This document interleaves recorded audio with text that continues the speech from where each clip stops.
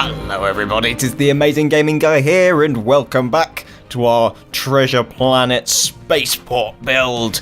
It's been a couple of weeks since the last episode, I am sorry about that, but you will see why, because this episode is a little bit different, just in the sense that the camera is not going to move really, it's going to be static. I usually have a lot of movement, this time it's going to be static because we're doing a whole bunch of world edit stuff, because this time we are building the actual shape of the moon, or the spaceport. It's not really a moon, it looks like a moon, but it's actually a spaceport.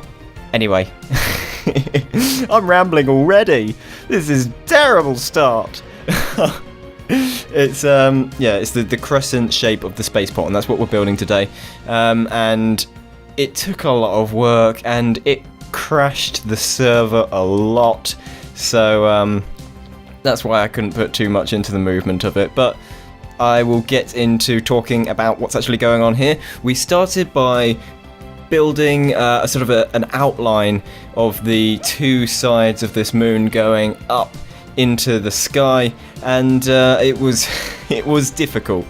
Joe did a lot of the maths behind this. He did the brainy stuff. I just sort of copied him, so all credit to him here. I think he took like a circle, a low resolution circle into Photoshop or something, or Paint or whatever he used, and he actually counted out the individual pixels that made up that circle. I think that's how he did it. I can try and get a proper explanation if any of you want it, but it's far too complex for my little mind to comprehend. So I just sort of copied him, but it turned out well.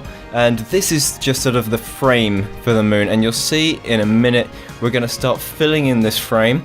So our plan was to do this in a few stages. We'd make the frame, then we'd fill in the frame as we are doing now. So we filled in a huge area, and then we actually cut out between. Yeah, so we I can't even explain it. It's getting to me.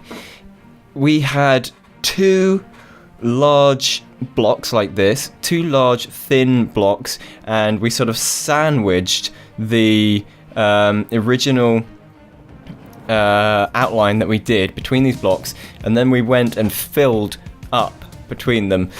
So that created a solid one wide block in the shape of this frame, and then we had to go and move the buildings that we'd already made. We had to move them to the right height, depending on the where we'd built the frame, and then we went along and we copied the frame all the way across in huge amounts, and like I'm talking lots of blocks here, like 200, 300, 500,000 blocks at a time. And this is when we started to crash the server, and that's why I'm cutting so much, because every time I crashed, I had to cut. It was difficult. It did my head in, but it was the only way to do it, because we're dealing with a huge amount of blocks here. You know, this is millions and millions of blocks here. And I've never done anything on this scale before. We usually build things a lot smaller than this, and this is out of my comfort zone. But yes, we went along and we just filled it in, and look! Oh, it's moving! The camera's moving. I wanted to do a little flyby just to show you how big this really is. Look at it! Look at it! Keep going! Oh my word! You can't see the other side of it when you're on the furthest render distance possible with Optifine. It's like 32 chunks. You can't see the other side at all. You can see about halfway. It's ridiculous. So this bit that we moved on to here, we very loosely mapped out a way to sort of thin off the two sides of this crescent moon, because it gets thinner at the sides, and sort of vertically and horizontally. If you know what I mean, you'll see what I mean. But we could have done the maths on this. We could have done it perfectly, but we were just like, you know what? We'll eye it.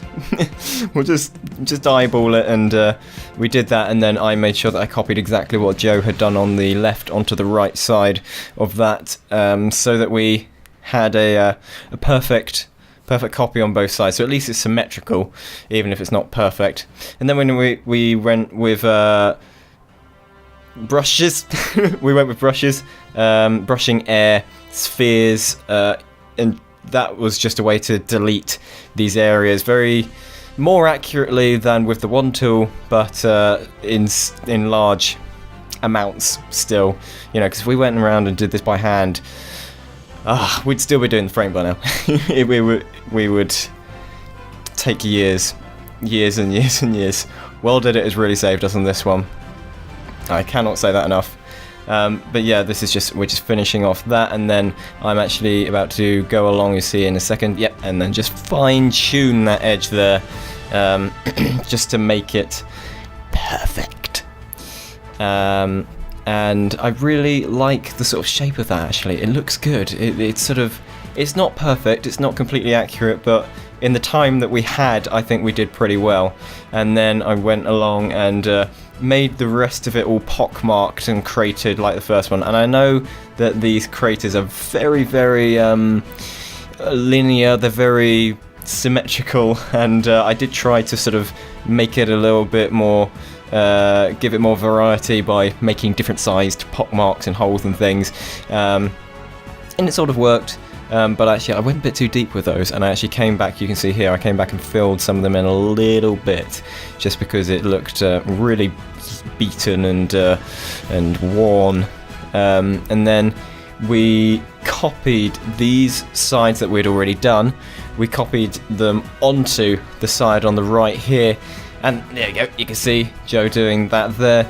And that was just a quicker way and a more accurate way of doing this, because as I said, we eyeballed it the first time, and we couldn't eyeball it again because it wouldn't be symmetrical, so we did actually have to copy that. And then here we go, I'm thinning off the sort of vertical axis of it as well, at the two ends, just to give it more of a crescent shape, you know, because a crescent doesn't just stop flat, it gets thinner and thinner and thinner, and sort of fades away, you know. So I was making sure that it looked like a proper crescent moon shape. And here is the last of our copying and pasting and stuff. We just had to get rid of these big bits where we hadn't put the air in, because they were annoying and big and not what we wanted. And look, I put little smiley faces into the... Oh, and Joe got rid of it. It ruins all my fun. But yeah, that is just about all we have time for this week. I hope that you've enjoyed this. I know it's a little bit different, but we'll get to proper building next time, and I'm going to try and make these videos more regular. I say that every time, but I will try. I'm going to try my best. I've been very busy, okay? So I hope that you've enjoyed this, and we will see you all in the next video. Goodbye!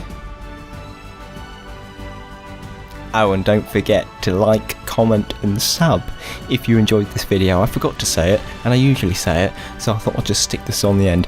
Like, comment and sub if you enjoyed it. See you guys next time. Bye!